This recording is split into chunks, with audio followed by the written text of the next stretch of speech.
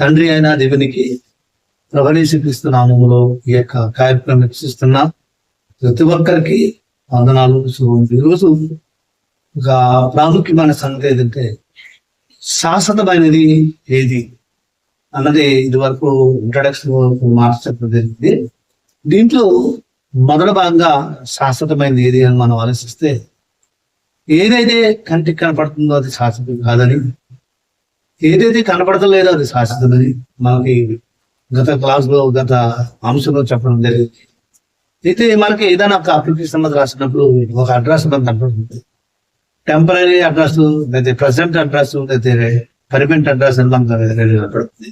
అంటే శాశ్వతమైన చిరునామా, తాత్కాలిక చిరునామా అని మనకు అడ్రస్ కనపడుతుంది. అంటే మనం ఎక్కడ ఉంటున్నామో అదేమో టెంపరీ, మనం ఎక్కడ పుట్టామో అన్నది శాశ్వతం.